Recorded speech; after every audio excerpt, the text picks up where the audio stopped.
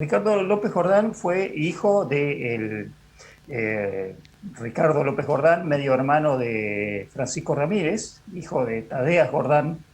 Y este López Jordán, a mediados del siglo XIX, se incorpora a las tropas entrerrianas como militar, como oficial, y participa de la mayoría de las batallas, junto con Urquiza y los ejércitos de la Confederación Argentina, incluso hasta la batalla de Pavón. Eh, y por supuesto estuvo en Caseros, integraba la caballería, y siempre se destacó, como militar, y luego como figura política en ascenso a partir de, podríamos decir, 1860 en adelante, ¿no? Hasta ese momento solo había ocupado un cargo de diputado, pero posteriormente su figura fue engrandeciéndose en la consideración popular, este, hasta el momento en que nosotros estamos considerándolo ahora. Ujú. Su máxima, digamos, expresión fue cuando se produce el levantamiento del jordanismo hacia 1870 tras el asesinato de Urquiza. Ahí es el momento más reconocido de Jordán. Si bien López Jordán hoy en día, tal vez para algunas vertientes de la historia, permanece un poco oculto, minimizada su presencia, pero sin duda que López Jordán se inscribe dentro de las más eh, mejores tradiciones, digamos, del federalismo de las provincias del Río de la Plata.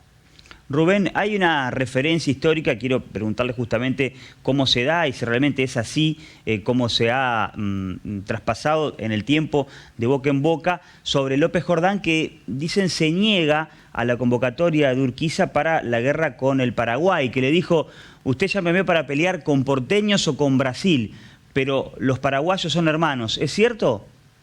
Sí, efectivamente, hay digamos, una comunicación en donde justamente López Jordán no acepta, digamos, participar de la guerra contra el Paraguay, que es la alianza entre la Confederación Argentina, Brasil y, bueno, un sector del Uruguay, porque ya venía con un antecedente que fue el bombardeo de Paysandú, ¿no? Como prólogo, digamos, de lo que fue la masacre del Paraguay, en donde también los entrerrianos estuvieron en Paysandú defendiendo la causa de los orientales, en contra del ataque bueno, del Brasil de Buenos Aires, contra de la ciudad de Paysandú.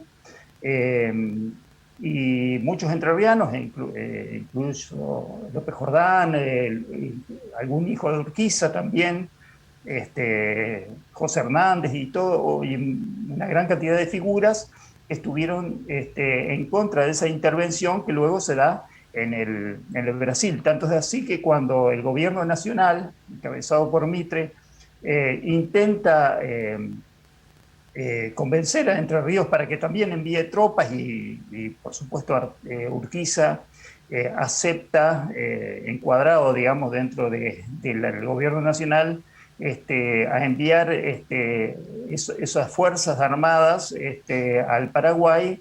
La caballería que comandaba López Jordán se rebela en el norte de Entre Ríos y no avanza, digamos, hacia el Paraguay. Por eso Urquiza tiene serios problemas, serios inconvenientes para poder cumplir con lo que había prometido de enviar tropas al Paraguay.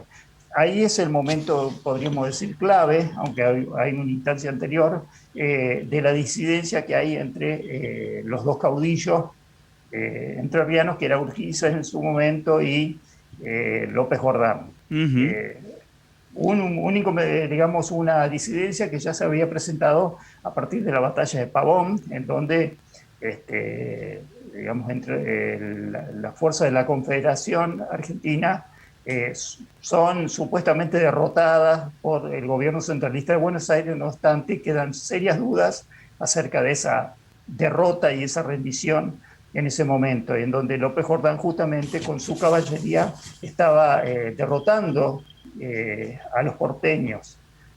Bueno, de ahí empezaron los resquemores entre ambos caudillos y, lógicamente, fue una puja, digamos, de liderazgos, que en ese momento digamos, el liderazgo de Urquiza estaba en declinación y en ascenso justamente el jordanismo en la provincia de Entre Ríos. Rubén, ¿qué pasó justamente con este asesinato de López Jordán? ¿Qué dice la investigación, la justicia acerca de lo que ocurrió en esa jornada? Porque hay dos teorías y preguntarle si justamente ese resquemor que había con el urquicismo también derivó, porque también se habla de un asesinato por encargo. ¿Qué es lo que pasó con la muerte de López Jordán?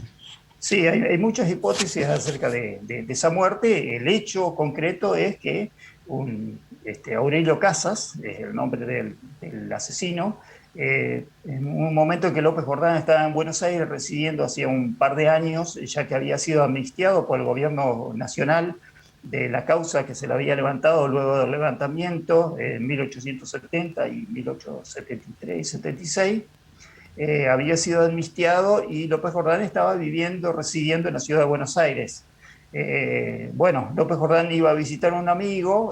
Perdón, algo paradójico, ¿no? Algo paradójico, teniendo en cuenta lo que había sido la lucha de López Jordán contra el centralismo porteño. También eso por ahí le jugó una carta de crítica en la provincia. No sé si habrá sido eso, efectivamente, sino que, bueno, es un poco complejo contar esto.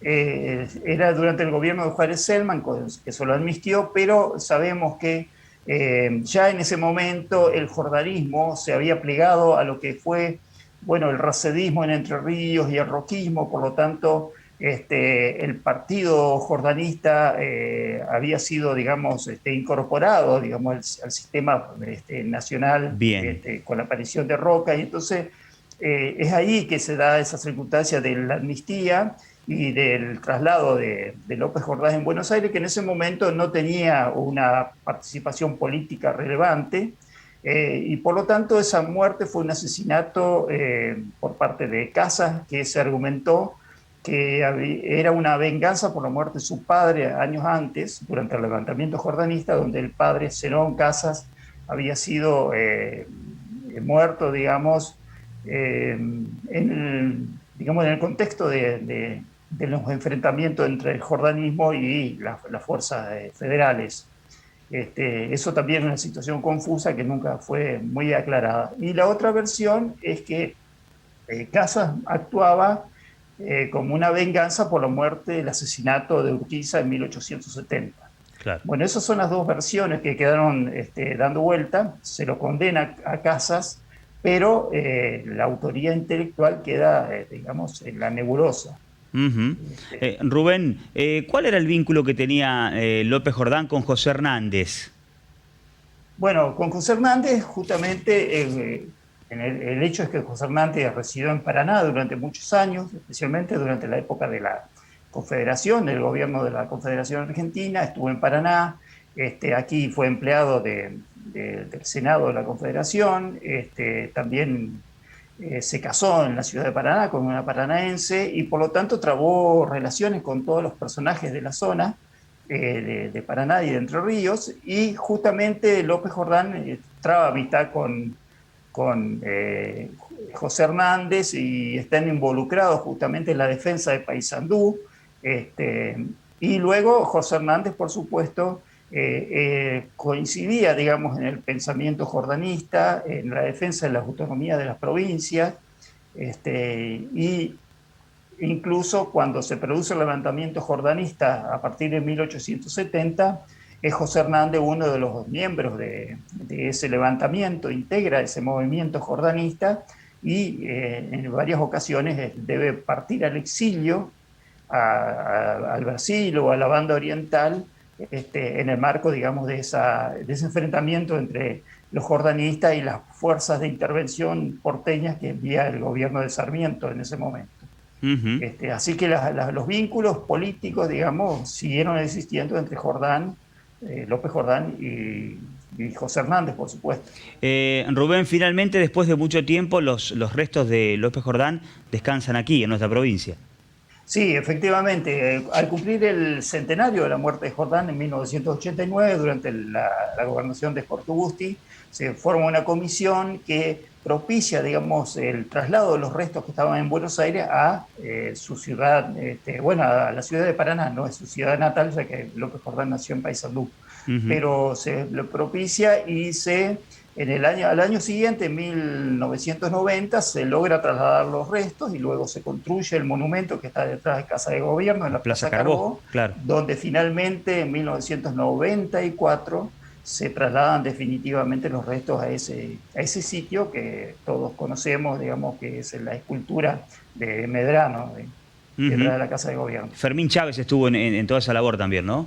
Sí, Fermín Chávez fue uno de los que integró, digamos, la comisión para el traslado de los restos y, por supuesto, fue como figura, digamos, de redescubridor de Jordán, justamente, podríamos decir históricamente, Fermín Chávez, sin duda merecía, digamos, que participara de esa instancia.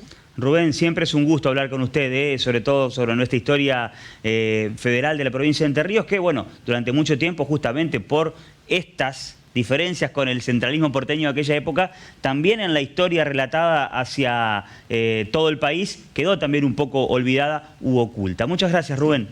Sí, olvidada y vapuleada, así como el retrato de López Jordán, como en el Salón de los Gobernadores, que subió y bajó durante varias oportunidades, demuestra, digamos, cómo se tratan las figuras históricas. Un abrazo grande, Rubén. Bueno, gracias y un gusto. Igualmente, Rubén Burlot es historiador y traía aquí la referencia al mediodía.